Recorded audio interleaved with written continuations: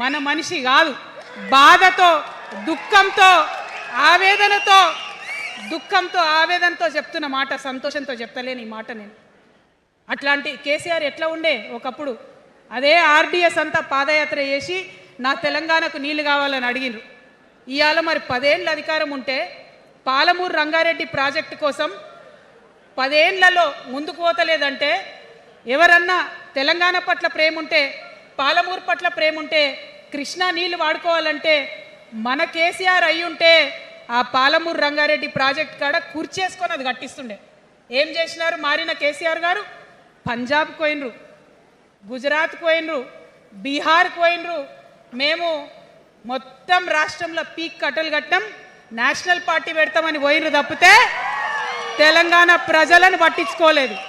పట్టించుకుని ఉంటే, కేంద్రంతో గొడవ పెట్టుకోకుండా ఉంటే ఇవాళ పాలమూరు రంగారెడ్డి పారకపోతుండేనా? నేను అడుగుతా ఉన్నా స్ట్రేట్గా.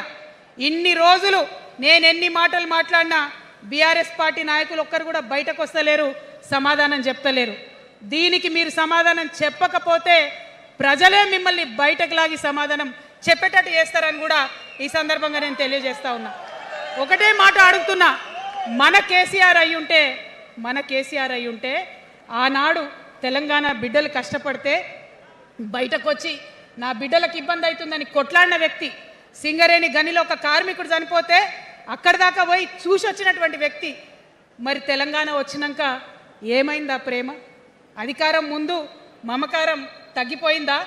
ఏం జరిగిందని నేను అడుగుతా ఉన్నా. ఎందుకు ఈ మాట చెప్తా ఉన్నా అంటే, ప్రేమ నాకు కూడా ఉంది. నాకు తండ్రి కావచ్చు, అది వేరే విషయం. కానీ ఒక రాజకీయ నాయకుడిగా వారు ఈ మధ్య రాజకీయ పరిణితి కోల్పోయి మాట్లాడుతూ ఉన్నారు. కేటీఆర్ గారు మాట్లాడిందంటే ఓకే అనుకోవచ్చు, ఆయనకు పెద్దగా తెలియదు పాపం. కానీ కేసీఆర్ గారు అనే మాట ఏంటంటే, ప్రజలు తప్పు చేసింది. ఓకే, ఒక సెకండ్ నేను ఒప్పుకొని దాన్ని, ఒక సెకండ్ అనుకుందాం. ప్రజలు తప్పు చేస్తే నేను ఒక తల్లిగా అడుగుతున్నా, నేను నా కొడుకో మాట చెప్తా, వాడు వినలేదనుకో, కింద పడ్డాడు అనుకో, ఇడిచిపెడతానా? దగ్గర తీసుకొని మంది అనా? ఓకే, ప్రజలు తప్పు చేసిరు అనుకోండి, మీకు అధికారం ఇవ్వలేదు అనుకోండి, ఒక కర్కోటకుడి పాలన నడుస్తుంది అలా తెలంగాణలో.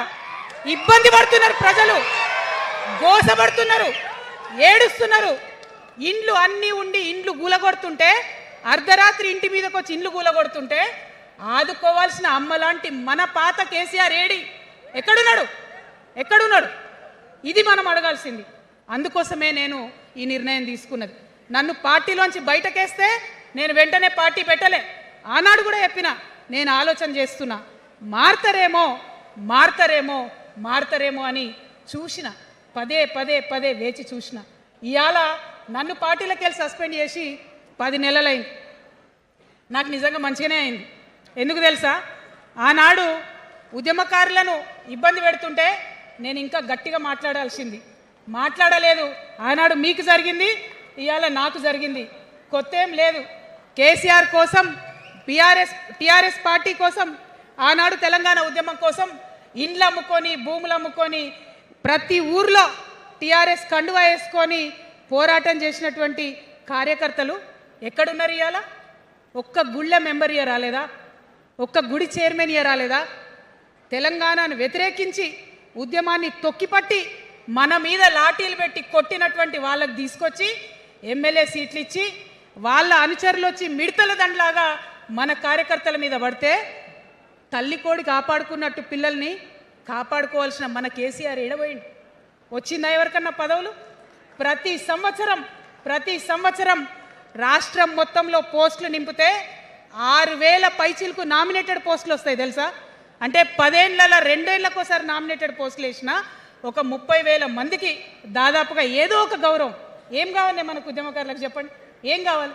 కండువా వేసుకొని పిచ్చోళ్ళ లెక్క తిరిగినందుకు, మన ఇంటోళ్ళని ఇడిచిపెట్టి తిరిగినందుకు ఇంత మర్యాద కావాలి. మా సార్ నన్ను గుర్తుపట్టిండా, మా పార్టీ నన్ను గుర్తుపట్టింది, నాకేదో చిన్న పదవి ఇచ్చిరని చెప్పుకుంటే ఒక మర్యాద ఉంటుంది. వచ్చిందా మనకు ఆ మర్యాద? ఎక్కడన్నా వచ్చిందా?